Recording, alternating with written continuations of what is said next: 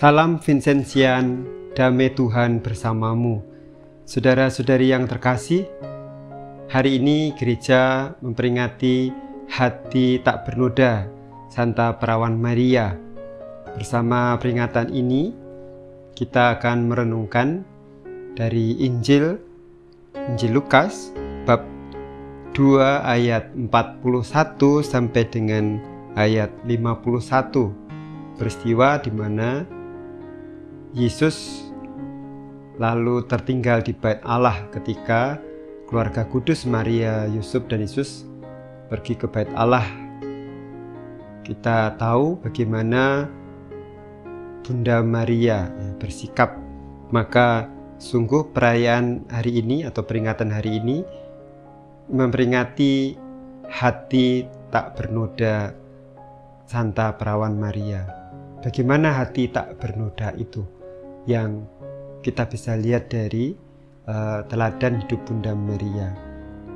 Ada baiknya kita mendengarkan kisahnya dan mencoba masuk ke dalam kisah ini. Bagaimana Bunda Maria menyikapi peristiwa yang terjadi saat itu. Tiap-tiap tahun orang tua Yesus pergi ke Yerusalem pada hari raya Paskah. Ketika Yesus telah berumur 12 tahun, pergilah mereka ke Yerusalem seperti yang lazim pada hari raya itu. Sehabis hari-hari perayaan itu, ketika mereka berjalan pulang, tinggallah Yesus di Yerusalem tanpa diketahui orang tuanya. Karena mereka menyangka bahwa ia ada di antara orang-orang seperjalanan mereka, berjalanlah mereka sehari seperjalanan jauhnya, lalu mencari dia di antara kaum keluarga dan kenalan mereka. Karena mereka tidak menemukan dia, kembalilah mereka ke Yerusalem sambil terus mencari dia. Sesudah 3 hari mereka menemukan dia dalam bait Allah.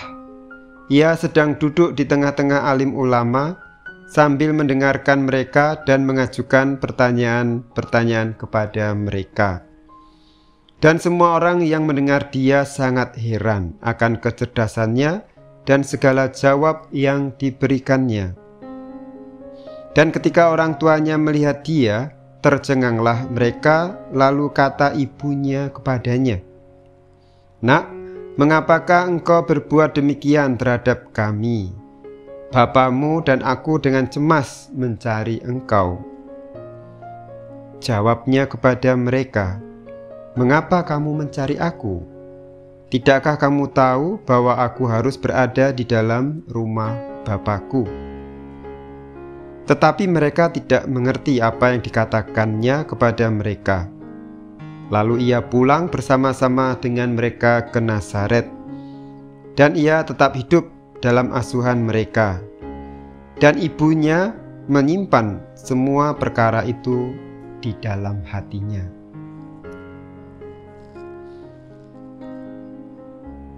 Maria, ibu Tuhan Yesus, dengan peristiwa hilangnya Yesus dan lalu ketemu, dan juga apa yang dikatakan Yesus, menyimpan semuanya itu di dalam hati.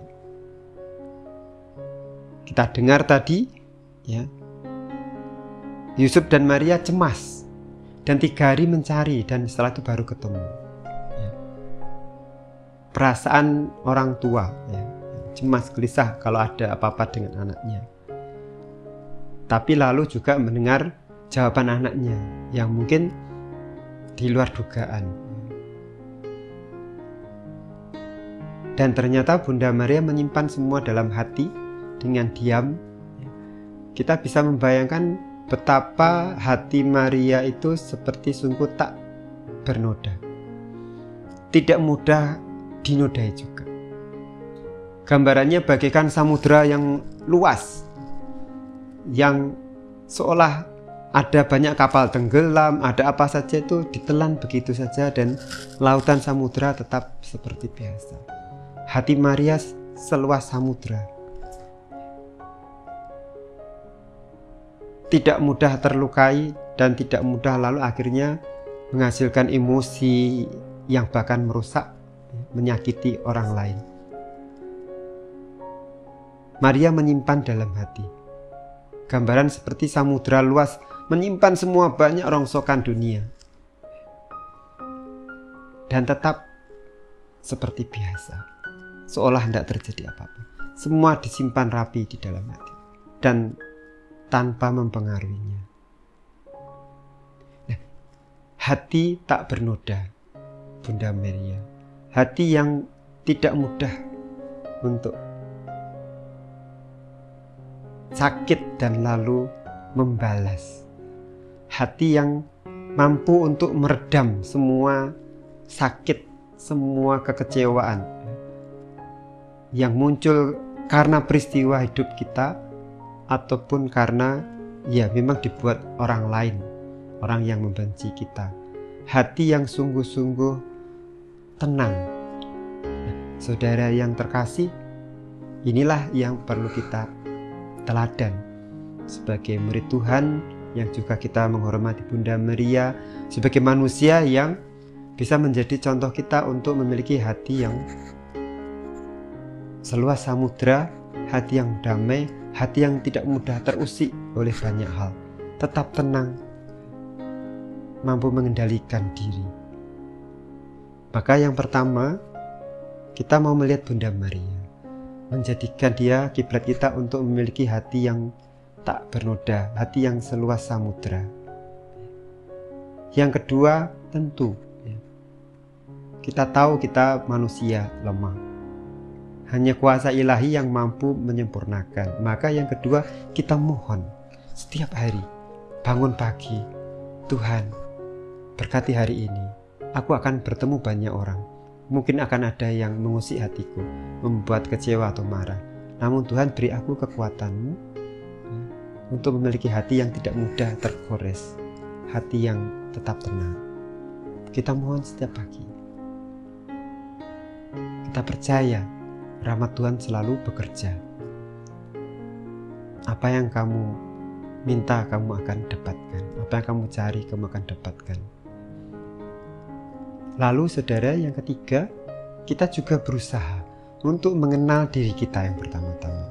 Mungkin kita punya masa lalu yang traumatis sehingga terhadap hal tertentu kita mudah emosi.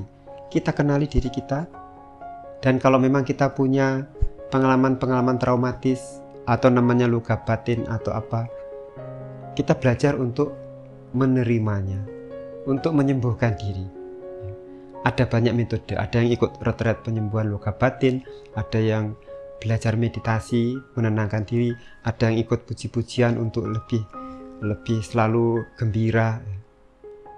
Mengenal diri kita, lalu mencoba bersama orang lain, bersama gereja, untuk membenahi diri, untuk mengurangi kalau itu kekecewaan, lalu untuk belajar pelan-pelan mengampuni, memahami mengapa aku kecewa, lalu berusaha untuk menerima itu. Luka demi luka, trauma demi trauma, satu persatu kita coba pulihkan, sehingga lalu kita semakin memiliki hati yang damai. Karena kita bisa berdamai dengan diri kita sendiri, diri yang mungkin punya pengalaman masa lalu yang tidak enak. Kita bisa menerima semua pengalaman dulu, menerima orang-orang yang pernah menyakiti kita, dan menerima kekurangan kita sendiri. Itu yang lalu mari kita usahakan untuk semakin memiliki hati yang seluas samudra, hati yang tidak mudah ternodai, hati yang penuh kasih seperti Bunda Maria, hati yang mengalir dari hati putranya sendiri, hati kudus Yesus.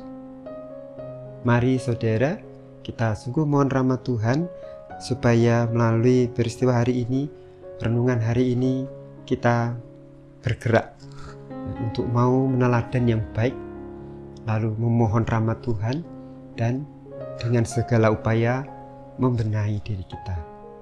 Semoga kita semakin memiliki hati yang seluas samudra, hati yang penuh dengan kasih. Tuhan memberkati.